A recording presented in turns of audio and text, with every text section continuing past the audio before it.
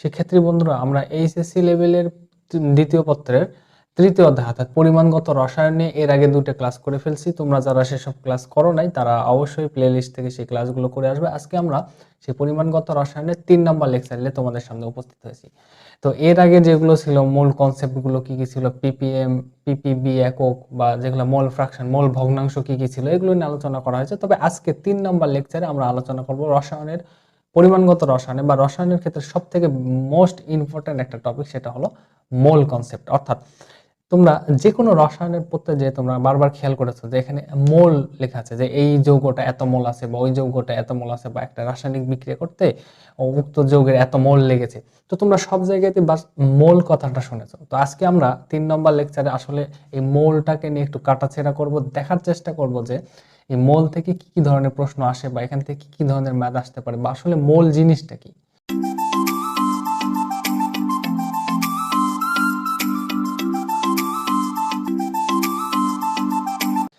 তো তোমাদের কাছে প্রথমে যেটা কনসেপ্ট ক্লিয়ার করি সেটা হলো মোল আসলে তেমন কিছু না, আহামরি তেমন কিছুই না। মোল হলো রসায়নের ভাষাতে শুধুমাত্র একটা পরিমাণ। অর্থাৎ যদি আমি পরিমাণগত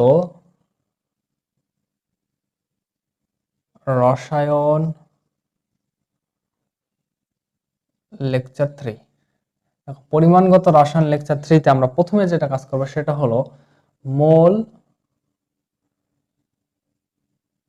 মোল এর ধারণা। মোলের ধারণা, আচ্ছা তাহলে মোলটা কি? আমি বললাম কি, রসায়নের ভাষাতে মোল আসলে তেমন কিছু না। মোল হলো সাধারণত একটা পরিমাপ। অর্থাৎ এই মোলটা হলো একটা পরিমাণ।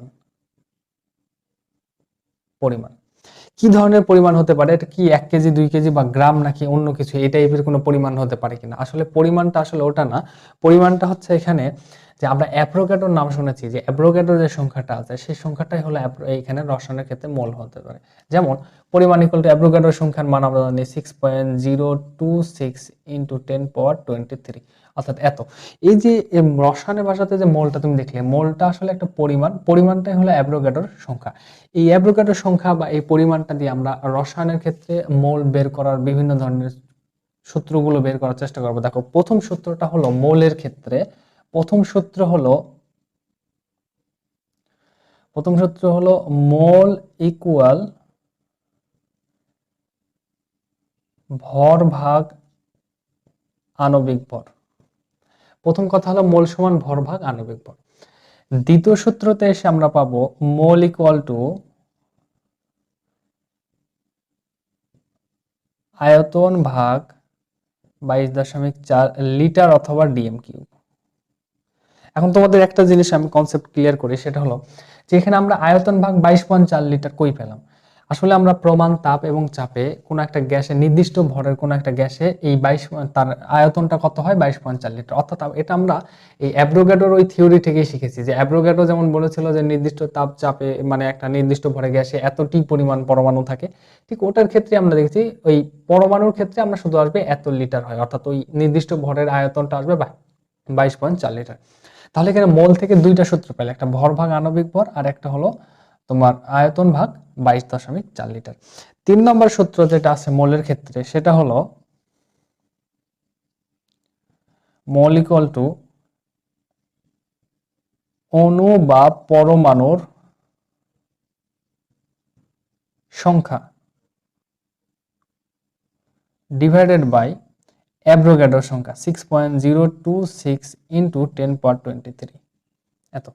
অর্থাৎ দেখো, এই পরিমাণটা ছিল এতটি, অর্থাৎ সিঙ্গেল পরমাণুর পরিমাণটা ছিল। যদি তোমার কখনো এই 3টা সূত্রকে আমি একটু ব্যাখ্যা করি, যদি কখনো বলা হয় মোল বের করো, অর্থাৎ একটা যৌগ দেয়া আছে, তার প্রদত্ত ভর দেয়া আছে যে এত গ্রাম, ওই গ্রাম থেকে বলা হচ্ছে যে তুমি সেখান থেকে তোমার আণবিক ভর দিয়ে সেখান থেকে মোল সংখ্যাটা বের করো। অর্থাৎ তুমি যেভাবেই বলো না কেন সেখান থেকে মোল সংখ্যাটা বের করা যাবে খুব ইজিলি। তাহলে এই মোল কনসেপ্টের ক্ষেত্রে 2 নম্বরটা দেখো, মোলের ক্ষেত্রে বলা হচ্ছে আয়তন ডিভাইডেড বাই 22.4। যদি তোমাকে বলা হয় যে এত লিটার একটা যৌগ, এত লিটার একটা যৌগ আছে, সেখান থেকে তার মোলটা বের করো, তাহলে তুমি এটা দিয়ে বের করবে। আবার যদি বলা থাকে যে এতটি পরমাণু বা এতটি অণু আছে, সেই ক্ষেত্রে তুমি সেখান থেকে মোল সংখ্যা বের করতে পারবে। যেমন যদি আমরা এখান থেকে বের করার চেষ্টা করি, আমি কয়েকটা প্রশ্ন দিয়ে দিই। প্রশ্নের ক্ষেত্রে হলো প্রশ্নের ক্ষেত্রে 1 নম্বর প্রশ্ন দেখো, যদি বলা হয় 11.2 লিটার, বা আমার একটু ভুল গেছে, দেখো যদি আমি প্রশ্নটা এরকম ভাবে সাজাই, একটু খেয়াল করো,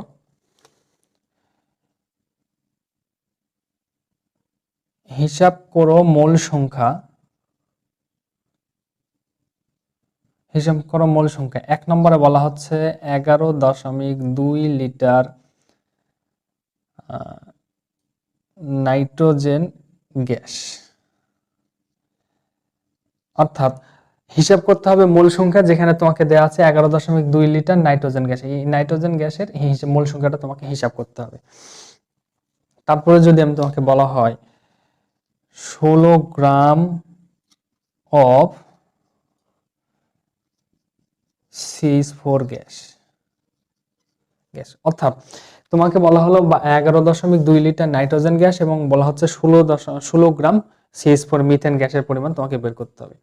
যদি 3 নম্বর প্রশ্ন করা হয়, এখান থেকে তোমাকে 3 নম্বর প্রশ্ন করা হলো যে 12 × 10⁻24 এতটি অক্সিজেন অণু। 4 নম্বরে বলা হলো 49 gram of sulphuric acid H2SO4। অর্থাৎ তোমাকে 4টা প্রশ্ন দেওয়া হলো। দেখো প্রথমে বলা হচ্ছে এখান থেকে মোল সংখ্যা বের করো, যেখানে আয়তন দেওয়া আছে। এখানে আমি একে একে সমাধান করে দেখার চেষ্টা করি, দেখো তো এগুলো প্রশ্ন সমাধান আসে কিনা। দেখো প্রথম যদি আমি 1 নম্বরের অ্যান্সার বের করতে চাই, অর্থাৎ মোল সংখ্যা বের করতে চাই, তাহলে 1 নম্বরের ক্ষেত্রে কি আছে, দেখো 1 নম্বরের ক্ষেত্রে আসে এত লিটার অফ নাইট্রোজেন গ্যাস। তাহলে আমার এখানে দেয়া আছে কি, লিটার দেয়া আছে। তাহলে আমি লিটার থেকে কনভার্ট করার জন্য মোলের যে সূত্রটা আছে, দেখো লিটার এটা কি, আয়তন, লিটার এটা আয়তন হিসেবে হয়। তাহলে আমরা 2 নম্বর সূত্রটা অ্যাপ্লাই করব, অর্থাৎ মোল ইকুয়াল টু আয়তন ভাগ 22.4 লিটার। তাহলে দেখো আয়তন এখানে দেওয়া আছে কত, 11, অর্থাৎ 11.2 ডিভাইডেড বাই 22.4। এটা যদি কাটাকাটি করি 2 থাকে, তাহলে হাফ হয়, উপরে হাফ চলে গেলে 0.5 এত মোল, এই মোল। অর্থাৎ এটা আমাদের গেল 1 নম্বর। যদি 2 নম্বরে সমাধান করতে চাই, দেখো 2 নম্বরে কি বলা আছে, 2 নম্বরে অ্যান্সার বলা হবে যে এখানে বলা হচ্ছে এত গ্রাম। দেখো আমার এখানে গ্রামের পরিমাণ দেয়া আছে, অর্থাৎ গ্রামটা কি ছিল, গ্রাম হলো কোন একটা বস্তুর ওজন, অর্থাৎ এই যে দেখো ভর বা ওজন। তাহলে মোল সমান ভর ডিভাইডেড বাই আণবিক ভর। আমাকে ভর তো দেয়া আছে, তাহলে এখান থেকে আমি আণবিক ভরটা বের করে নিতে পারি। তাহলে মোল সমান কি লিখতে পারি, মোল ইকুয়াল টু ভর ডিভাইডেড বাই আণবিক ভর। তাহলে এখানে ভর দেয়া আছে আমার কত, 16 গ্রাম, ডিভাইডেড বাই আণবিক ভর CH4 মিথেনের আণবিক ভর আমরা বের করতে পারি 12 আর 4 কত হয় 16। যদি আমি কাটাকাটি করি তাহলে বের হবে 1 মোল, অর্থাৎ এখান থেকে বের হয়ে আসলো 1 মোল। তাহলে দেখো 1 নম্বর 2 নম্বর কতটা ইজি। আমরা ঠিক একইভাবে 3 নম্বর এবং 4 নম্বরটা বের করার চেষ্টা করব। দেখো 3 নম্বরটা কি আছে, 3 নম্বরে আছে দেখো এতটি পরমাণু, অর্থাৎ দেখো আমাকে এখানে সিঙ্গেল পরমাণুর সংখ্যা উল্লেখ করে দেওয়া আছে, অর্থাৎ এতটি পরমাণুর সংখ্যা উল্লেখ করে দেওয়া আছে। তাহলে যদি সিঙ্গেল পরমাণুর সংখ্যা উল্লেখ করে দেওয়া থাকে, তাহলে আমরা এই যে একটা 3 নম্বর সূত্র দেখেছি, অণু বা পরমাণুর সংখ্যা ডিভাইডেড বাই অ্যাভোগাড্রো সংখ্যা। তাহলে এটা অণু বা পরমাণুর সংখ্যা, এটা অক্সিজেন অণুর সংখ্যা দেওয়া আছে। তাহলে মোল ইকুয়াল টু কি বের হবে, মোল ইকুয়াল টু অণুর সংখ্যা ডিভাইডেড বাই 6.026 ইন্টু 10⁻23। তাহলে এখানে কত আসবে, 12 ইন্টু 10⁻24 ডিভাইডেড বাই এখানে 6.0223 ইন্টু 10⁻23। যদি আমি এটাকে 6 ধরে নিই, তাহলে 6 যদি ধরে নিই, তাহলে এখানে কত থাকবে, 2 থাকবে, ইন্টু এখানে পাওয়ার 1 কম হয়ে যায় 10⁻1, অর্থাৎ এখানে কত আসবে 20 মোল। এবার দেখো 4 নম্বরটা ঠিক সেম নিয়মেই হবে। এখানে 49 গ্রাম সালফিউরিক অ্যাসিড, এই গ্রাম মানে কি, ভর দেয়া আছে। তাহলে আমাদের প্রথম সূত্রটা অ্যাপ্লাই হবে, মোল ইকুয়াল টু ভর ডিভাইডেড বাই আণবিক ভর। ভর এখানে কত দেয়া আছে, 49 গ্রাম, ডিভাইডেড বাই আণবিক ভর। আমরা সালফিউরিক অ্যাসিডের আণবিক ভর জানি কত, 98। এটা যদি কাটো হাফ যদি করতে হয় 0.5 মোল। অর্থাৎ দেখো, তোমরা একটা জিনিস খেয়াল করে দেখো, রসায়নে মোলটা সাধারণত একটা পরিমাণ দ্বারা বোঝা যায়। এতে পরিমাণ, প্রত্যেকটা একটা করে পরিমাণ। অর্থাৎ যদি তুমি এই রসায়নের এই মোল কনসেপ্টটা যদি বুঝতে পারো, তাহলে বুঝবা, দেখবে যে এই মোল যে তিনটা সূত্র লিখে দিলাম, এই তিনটা সূত্রের বাইরে এখান থেকে আর তেমন কোনো ম্যাথ আসে না, বা এর বাইরে কোনো ম্যাথ আসে না। আমরা চেষ্টা করব এই তিনটা সূত্রকে কম্বিনেশন করে যদি আমাদের কাছে এক্সট্রা ঘুরিয়ে ফিরিয়ে ম্যাথ দেয়, আমি তো এগুলো ইজিলি দেখালাম, জাস্ট সূত্রগুলো অ্যাপ্লাই করে দেখালাম। তাহলে এখান থেকে চেষ্টা করব যে এই সূত্র থেকে কি কি ধরনের ম্যাথ আসতে পারে সেগুলো একটু প্র্যাকটিস করার। মূল কনসেপ্ট থেকে যেগুলো ম্যাথ আমাদের সামনে আছে সেটা দেখো, যদি এক্সাম্পল হিসেবে একটা ম্যাথ নিতে হয়, দেখো প্রশ্ন করা হচ্ছে তোমার কাছে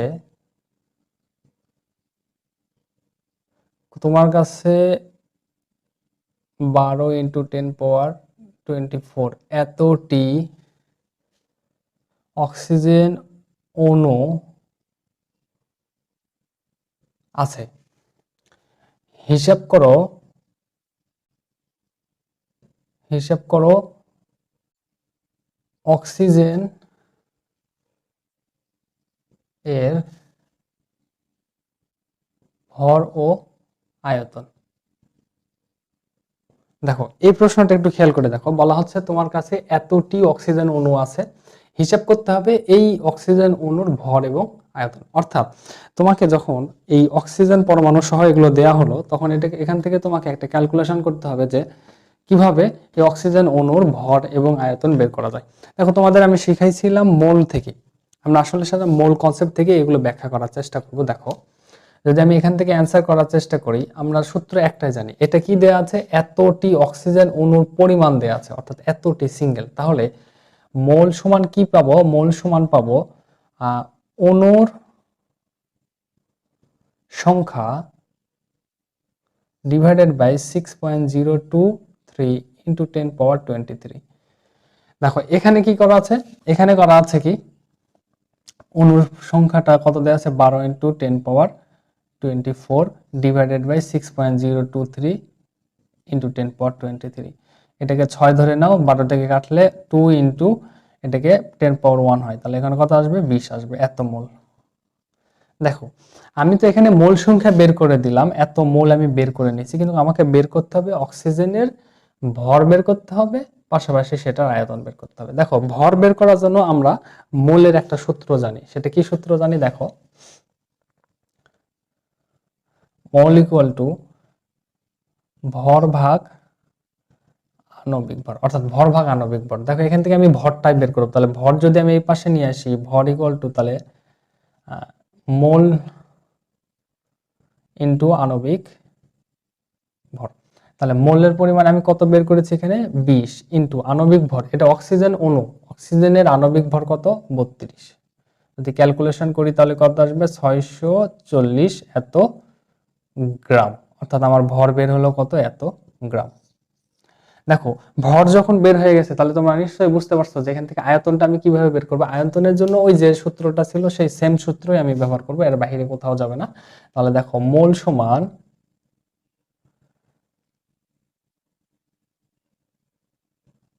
আয়তন ডিভাইডেড বাই 22.4 লিটার। তাহলে আমি এখান থেকে যদি আয়তনটা এই পাশে নিয়ে আসি, তাহলে 22.4 ইন্টু মোল, তাহলে 22.4 ইন্টু আমি মোল সংখ্যা বের করেছি কত, এখানে 20। যদি আমি ক্যালকুলেশন করি তাহলে কত আসবে, এখানে তোমাদের ক্যালকুলেশনটা একটু করে দেখো যে ওখানে কতটুকু আসে, অর্থাৎ মোল সংখ্যাটা তোমার ওখানে গুণটা করতে হবে ওটার সঙ্গে। অর্থাৎ মোল সংখ্যা যদি ক্যালকুলেশন করি তাহলে ক্যালকুলেটরে আসবে 448, অর্থাৎ 448 এত লিটার আয়তন বের হয়ে আসলো আমাদের কাছে। অর্থাৎ দেখো এই টাইপের যত সিম্পল ম্যাথগুলো আছে, এইভাবে যতই দেওয়া হোক না কেন তোমাদের কাছে সবগুলো ইজি। অর্থাৎ যেভাবেই দেওয়া হোক না কেন, তোমরা জাস্ট খালি দেখবা যে তোমাদের কাছে দেয়া আছে কি, মোল সংখ্যার ক্ষেত্রে তোমার ভর দেয়া আছে নাকি অণুর পরিমাণ নাকি আয়তন, কোনটা দেয়া আছে, তোমরা সেই হিসেবে তোমরা এখান থেকে বের করতে পারো। যেমন তোমাদের কাছে যদি আমি আরেকটা প্রশ্ন নিয়ে আসি, তাহলে দেখো যে এই মোল থেকে তোমাদের কাছে খুব যে বেশি কঠিন পরিমাণ প্রশ্ন করা হবে আসলে এমনটা না। এখান থেকে খুব রিল্যাক্সের, খুব ইজিলি প্রশ্নগুলো করা হয়, যে প্রশ্নগুলো তোমরা সচরাচর ইজিলি একটু টেকনিক খাটালেই সবগুলো অ্যান্সার করতে পারবে। দেখো তোমাদের কাছে বলা হচ্ছে যদি 16 গ্রাম CH4 কে পোড়ানো হয় তবে কত গ্রাম কার্বন ডাই অক্সাইড তৈরি হবে? অর্থাৎ প্রশ্নটা হলো যদি 16 গ্রাম CH4 কে পোড়ানো হয় তবে কত গ্রাম CO2 তৈরি হবে? দেখো প্রশ্নটা খেয়াল করে দেখো যে কত গ্রাম, যদি 16 গ্রাম আমরা CH4 কে পোড়ানো হয় তাহলে কত গ্রাম কার্বন ডাই অক্সাইড তৈরি হবে। তো এখান থেকে আমরা জাস্ট খালি কার্বন ডাই অক্সাইডের পরিমাণ কত গ্রাম, অর্থাৎ এখান থেকে ওজনটা আমাদের বের করে নেওয়ার পালা যে কতটুকু তৈরি হবে। দেখো এখানে আমরা কি কাজ করতে পারি, দেখো প্রথমে আমরা কাজ করতে পারি যে মোল সমান কি জানি, মোল সমান ভর ভাগ আণবিক ভর। দেখো আমাকে তো ভরটাই বের করতে হবে, ভর ইকুয়াল টু হোয়াট, অর্থাৎ আমাকে বলা হচ্ছে কার্বন ডাই অক্সাইডের কত গ্রাম কার্বন ডাই অক্সাইড তৈরি হবে, আমাদের গ্রামের পরিমাণটা বের করতে হবে। অর্থাৎ আমি যদি এখান থেকে ভর বের করতে চাই তাহলে ভর ইকুয়াল টু কি আসবে, মোল ইনটু আণবিক ভর। দেখো মোল ইনটু আণবিক ভর, আমি এখানে মোলটাও জানি না, আণবিক ভর তো আমি জানি অবশ্য, CH4 এর আণবিক ভরটা আমি বের করতে পারবো, কিন্তু এখানে আমি মোল সংখ্যাটা আমি জানি না, আমাকে মোল সংখ্যাটা বের করতে হবে। দেখো মোল সংখ্যা বের করার জন্য আমাকে একটা হিন্টস দেয়া আছে এখানে, যে আমার এখানে গ্রাম দেয়া আছে, অর্থাৎ একটা ভর দেয়া আছে, এখান থেকে আমি ইচ্ছা করলেই একটা মোল সংখ্যাটা কি করতে পারি, বের করতে পারি। এখন এই ভরটা কার দেয়া আছে, এটা CH4 এর। দেখো খেয়াল করে দেখো, যদি আমি এখান থেকে মানটা বের করি, দেখো মোল অফ CH4 এর ক্ষেত্রে যদি আমি মোলটা বের করে নিই তাহলে দেখো এখানে ভর দেয়া আছে কত গ্রাম, 16 গ্রাম, ডিভাইডেড বাই ভর ভাগ আণবিক ভর, CH4 এর আণবিক ভর কত, 16, কাটাকাটি করলে কত আসবে আমার এখানে 1 মোল। দেখো CH4 এর মোল সংখ্যা বের হয়ে গেছে 1 মোল। এই মোলটাই হলো কার্বন ডাই অক্সাইডের মোল। তাহলে আমি এখান থেকে মোল সংখ্যাটাকে, কার্বন ডাই অক্সাইডের পরিমাণটা কিভাবে বের করতে পারি খেয়াল করে দেখো। এবার যদি আমি মোল সংখ্যা, এই যে এটা মোল, এটা হলো কার্বন ডাই অক্সাইডের মোল সংখ্যা বের করতেছি, তাহলে এখানে কি আসবে, মোল অফ কার্বন ডাই অক্সাইড, তাতে কার্বন ডাই অক্সাইড আর মিথেনের মোল সংখ্যাটা প্রায় সমান এখানে, অর্থাৎ এই মোলটাই আসবে কার কাছে, কার্বন ডাই অক্সাইডের কাছে। তাহলে খেয়াল করে দেখো মোল বের করেছে কত, মোল 1 মোল, ইনটু আণবিক ভর, কার আণবিক ভর, কার্বন ডাই অক্সাইডের, আমার কার্বন ডাই অক্সাইডের আণবিক ভরটা বের করতে হবে। তাহলে কার্বন ডাই অক্সাইডের আণবিক ভর কত আমাদের এখানে, 44 গ্রাম। তাহলে যদি ক্যালকুলেশন করি তাহলে এত কত বের হবে, এত ভর, অর্থাৎ আণবিক ভর বের হলো 44 গ্রাম। দেখো এখানে আমরা ক্যালকুলেশন করে বের করলাম যে 44 গ্রাম এখানে কার্বন ডাই অক্সাইড তৈরি হবে। দেখো আমরা একটু যদি ক্যালকুলেশনটা যদি একটু থিওরিটিক্যাল দেখি, রাসায়নিক বিক্রিয়ার মাধ্যমে যদি তুমি দেখতে চাও তাহলে দেখো CH4 কে পোড়ানো মানে দহন বিক্রিয়া, তাহলে CH4 এর সাথে যখন আমি অক্সিজেনের বিক্রিয়া করব তারপর কি তৈরি করবে, কার্বন ডাই অক্সাইড প্লাস পানি তৈরি করবে। দেখো কার্বন ডাই অক্সাইড প্লাস পানি যদি তৈরি করে তাহলে এখানে কি তৈরি হচ্ছে, দেখো আমার মূল কথা হলো CH4 এর সাথে কার্বন ডাই অক্সাইডের তুলনা করা। এখানে CH4টা দেখো কয় মোল তৈরি করেছে, এখানে 1 মোল CH4 থেকে তৈরি হয়ে গেছে, এখানে কয় মোল কার্বন ডাই অক্সাইড তৈরি হয়েছে, অবশ্যই এখানে তৈরি হয়েছে 1 মোল কার্বন ডাই অক্সাইড, অর্থাৎ 1 mole equal to 1 mole of CO2, এটা হলো অফ CH4। দেখো দুইটার মোল সংখ্যা সমান, এই জন্যই আমি বলতে চাইলাম যে এখানে দেখো দুইটা যৌগেরই মোল সংখ্যা সমান, তাই আমি এখানে CH4 এর যে মোল সংখ্যাটা বের করেছি এটাই অল্টারনেটিভ তৈরি হয়ে গেছে কার, এই যে কার্বন ডাই অক্সাইডের মোল সংখ্যা। কারণ এই বিক্রিয়াতে তুমি খেয়াল করে দেখো এটার যতটুকু মোল আছে এটারও ততটুকু মোল আছে। তো আশা করি তোমরা এই টাইপের ম্যাথগুলো বুঝতে পারছো। আমরা এই মোল সংখ্যা নিয়ে আরো কিছু কনসেপ্ট ক্লিয়ার করার চেষ্টা করি।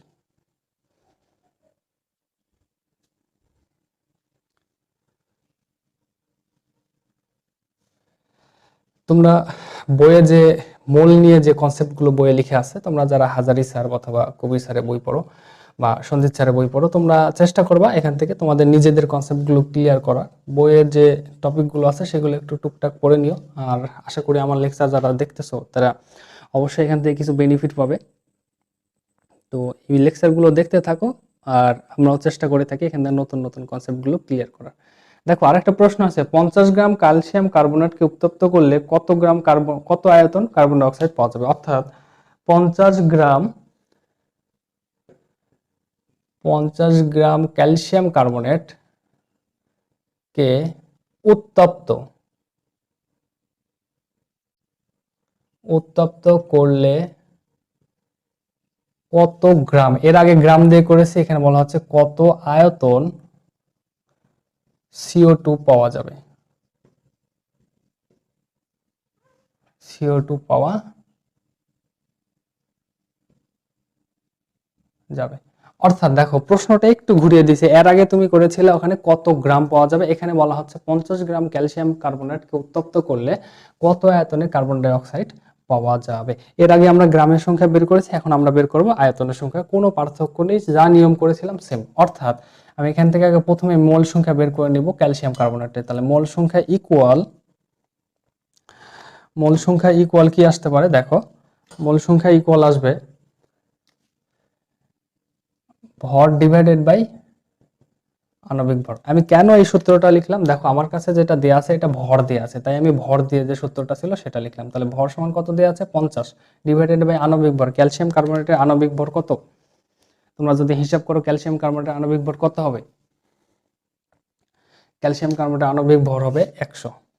তাহলে এখান থেকে যদি আমি ক্যালকুলেশন করি তাহলে কত আসবে, হাফ হলে 0.5 মোল। অর্থাৎ এখান থেকে ক্যালসিয়াম কার্বনেটের মোল সংখ্যা বের হলো কত, 0.5 মোল। আমার এখানে বের করতে হবে কত আয়তন, মাথায় রাখো যে আমাকে বের করতে হবে কত আয়তন কার্বন ডাই অক্সাইড উৎপন্ন হয়েছে। দেখো এখান থেকে যদি আমি আবারও মোল সংখ্যা লিখতে চাই, মোল ইকুয়াল আয়তন বের করতে হবে, তাই আয়তনের সাথে যে সম্পর্ক সেই সম্পর্কটা লিখবো 22.4 লিটার।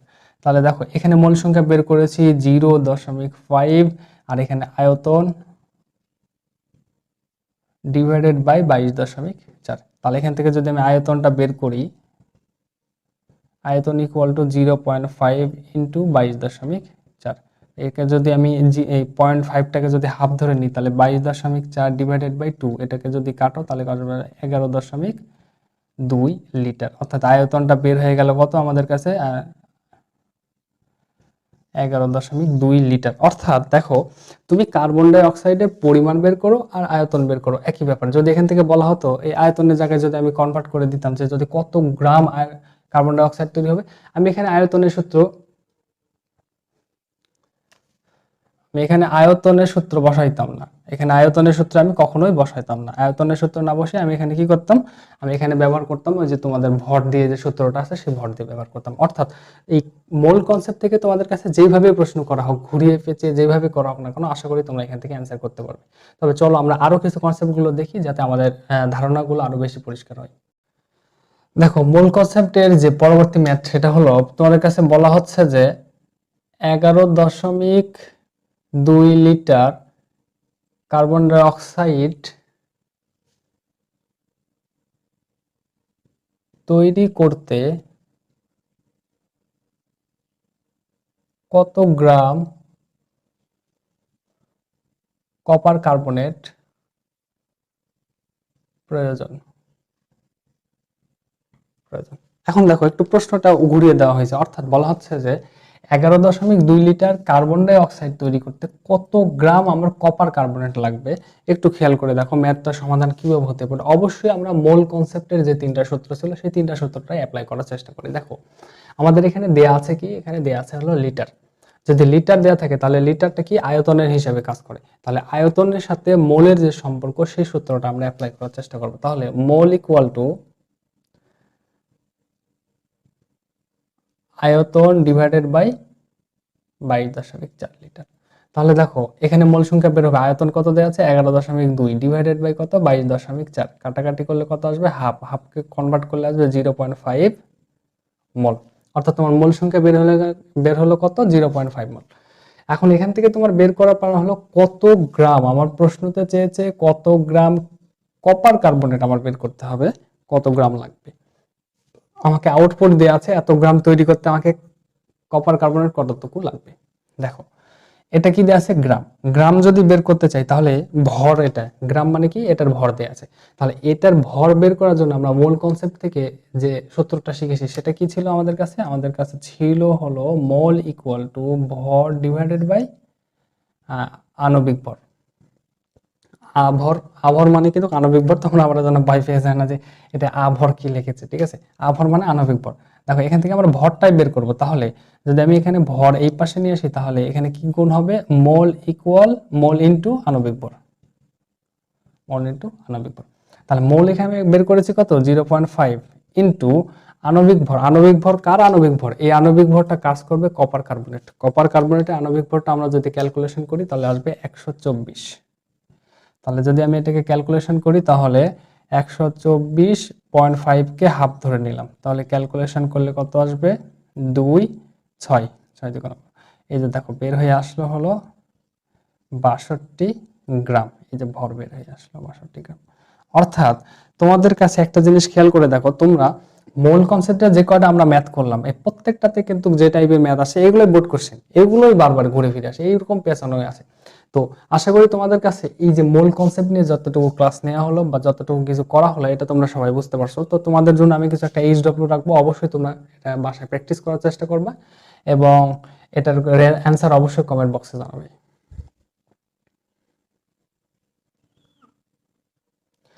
তোমরা অবশ্যই তোমাদের যে একাডেমিক যে বইটা আছে একাডেমিক বই থেকে মোল কনসেপ্ট বা মোলের যে ধারণাটুকু আছে এটা অবশ্যই রিডিং পড়ে নিবা। পাশাপাশি আমার তো লেকচার আছে বা এই ক্লাসটা তোমরা করতেছো এখান থেকে তোমাদের হেল্প করবে। আশা করি এখান থেকে তোমরা যারা লেকচার করবা বা তোমরা যারা বই পড়তেছো তারা অবশ্যই এখান থেকে কিছুটা হলেও বেনিফিট পাবে।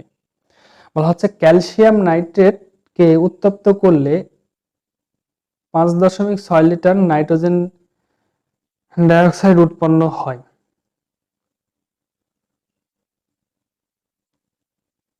দেখো বলা হচ্ছে ক্যালসিয়াম নাইট্রেটকে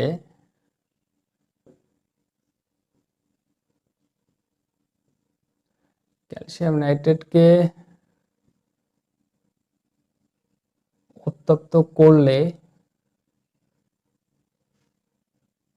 5.6 লিটার 6 লিটার NO2 তৈরি হয়।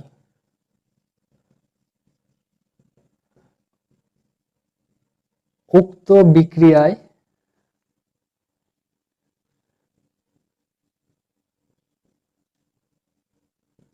বিক্রিয়ায় ক্যালসিয়াম অক্সাইডের মান কত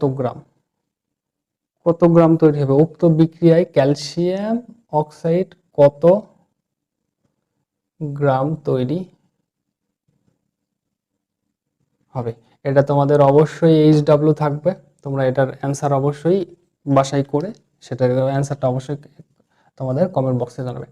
তো আশা করি তোমাদের এই লেকচার 3টা খুব ভালোভাবে ক্লিয়ার হয়েছে। যদি তোমাদের কাছে এই লেকচার 3টা কনফিউশন থেকে যায় তাহলে অবশ্যই তোমরা আমার প্রথম লেকচার এবং দ্বিতীয় লেকচার এই পরিমাণগত রসায়নের প্রথম এবং দ্বিতীয় লেকচারটা দেখে আসবে, তাহলে তৃতীয় লেকচারটা তোমাদের কাছে ততটাই ইজি মনে হবে। তো আশা করি এই ম্যাথগুলো করবা এবং যতটুকু বোঝানো হয়েছে এটা এবং তোমাদের একাডেমিক বইগুলো পড়ে তোমাদের নিজেদের ভিতরে মোল সম্পর্কে যে কনসেপ্টটা আছে সেটা ক্লিয়ার করার চেষ্টা করবা। এবং আমি এই লেকচারের মাধ্যমে যতটুকু তুলে ধরেছি এতটুকু তোমরা প্র্যাকটিস করার চেষ্টা করবা এবং এর পরবর্তীতে আমরা যে মোলারিটি বা নরমালিটি যেগুলো আছে এগুলো নিয়ে বিস্তারিত আলোচনা করবো এবং এখান থেকে কি ধরনের ম্যাথ আসে সেগুলো বিস্তারিত দেখবো। তবে আজকে এই পর্যন্তই, তোমরা সবাই ভালো থাকবে, সুস্থ থাকতো, আল্লাহ হাফেজ।